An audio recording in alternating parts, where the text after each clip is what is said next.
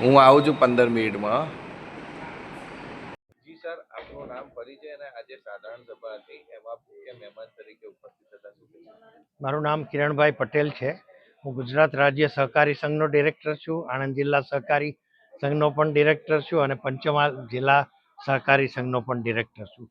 ઘણી બધી સહકારી મંડળીઓ સાથે સંકળાયેલો છું ને આજે આ ગુજરાત રાજ્ય સહકારી સંઘની કર્મચારીની ધિરાણ મંડળીની જે 68મી વાર્ષિક સાધારણ સભા હતી એમાં અધ્યક્ષ શ્રી શીતલભાઈ ભટ્ટના આમંત્રણથી ખાસ હું અહીંયા પધાર્યો હતો ને અહીંયા આખા ગુજરાતના બધા જ જુદા જુદા જિલ્લાઓના બધા સહકારી મંડળીના બધા કર્મચારીઓના દર્શન એક સાથે થયા.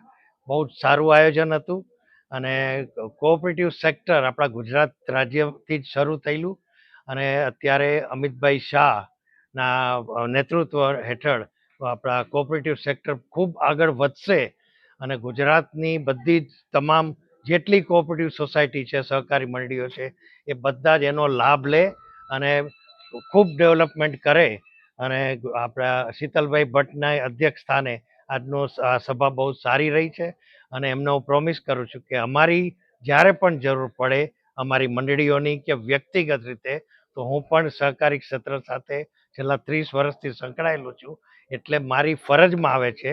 એટલે જ્યારે પણ જરૂર પડે I am with you. Wish you all the best. God bless you. Thank you so much. જી સર, આપનું નામ પરિચય અને આજે સાધારણ સભા હતી કર્મચારીઓની શું કહેશો? મારું નામ શીતલકુમાર પી ભટ્ટ છે. ગુજરાત રાજ્ય સહકારી સંઘના કર્મચારીઓ અને ધિરાણ સહકારી મંડળીનો હું અધ્યક્ષ છું અને અમારા સૌ નિયામક મંડળના સભ્યોના સાથ સહકારથી, સૌ હોદ્દેદારોના સાથ સહકારથી મંડળીની 68મી સાધારણ સભા આજ રોજ ખેડા જિલ્લા મધ્ય સહકારી બેંકના ટ્રેનિંગ હોલમાં રાખવામાં આવી સરસ વાતાવરણમાં. એમાં આજના અમારા મુખ્ય ચીફ ગેસ્ટ તરીકે ચરોતર ગેસ સહકારી મંડળીના પૂર્વ ચેરમેન અને ચરોતર મોટી 27ના પ્રમુખ અને ગુજરાત રાજ્ય સહકારી સંઘના ડિરેક્ટર, આણંદ જિલ્લા સહકારી સંઘના ડિરેક્ટર અને મારા સ્નેહી મિત્ર માનનીય કિરણભાઈ ખૂબ કિંમતી સમય ફાળવીને અમારી આ સભામાં ઉપસ્થિત રહ્યા અને અમને સૌને માર્ગદર્શન કર્યા એ બદલ એમનો હું આભાર વ્યક્ત કરું છું. 68મી આ સાધારણ સભા જે છે એ સમગ્ર ગુજરાત રાજ્યની સહકારી સંસ્થાઓ જે શિક્ષણ, તાલીમ અને પ્રચારની કામગીરી જે કરે છે રાજ્ય સહકારી સંઘ અને એની સાથે જોડાયેલા જિલ્લા સહકારી સંઘો અને એ જિલ્લા સહકારી સંઘમાં કામ કરતા રાજ્ય સહકારી સંઘના કર્મચારીઓ, જિલ્લા સહકારી સંઘના કર્મચારીઓ એ તમામ લોકો એના સભાસદો હોય છે અને મંડળીના નિયમ મુજબ દર વર્ષે એક વાર્ષિક સાધારણ સભા રાખવાની હોય છે. એના ભાગરૂપે 68મી વાર્ષિક સાધારણ સભા નડિયાદ મુકામે રાખેલી છે અને એમાં સભાસદોના બાળકોના ઉત્કર્ષ માટે ખાસ તો અમેરિકાથી નટુભાઈ પટેલ કરીને જે અમારા પૂર્વ કર્મચારી હતા એમણે લાખ રૂપિયા જેવી માતબર રકમ આપી અને સભાસદોના ઉત્કર્ષ માટે જ્યારે એમણે એ કર્યું છે. વિવિધ સહકારી સંસ્થાઓએ જાહેરાત સ્વરૂપે, જિલ્લા સહકારી સંઘોએ પણ અને સહકારી સંસ્થાઓએ પણ જાહેરાત સ્વરૂપે માતબર 1,27,000 રૂપિયા જેટલી જાહેરાત સ્વરૂપે રકમ આપી અને સભાસદોના બાળકોને આર્થિક રીતે જે એવા પહેલો, બીજો અને ત્રીજો નંબર મેળવે છે એમને આર્થિક રીતે મદદ અને શિલ્ડ આપી અને આ સભા કામ કરી રહી છે. બીજું કે અમારી આ સાધારણ સભા જે છે એ સાધારણ સભા એના પેટા કાયદા અને સભાસદોના સાથ સહકારથી વખતે જે સાધારણ સભામાં રજૂઆત થતી હોય છે એને ધ્યાનમાં રાખી અને અમે દર વખતે સભાસદોના બાળકો માટે ચોપડા અને બેગો આપીએ છીએ. સભાસદોને સારી એવી ગિફ્ટ આપીએ છીએ.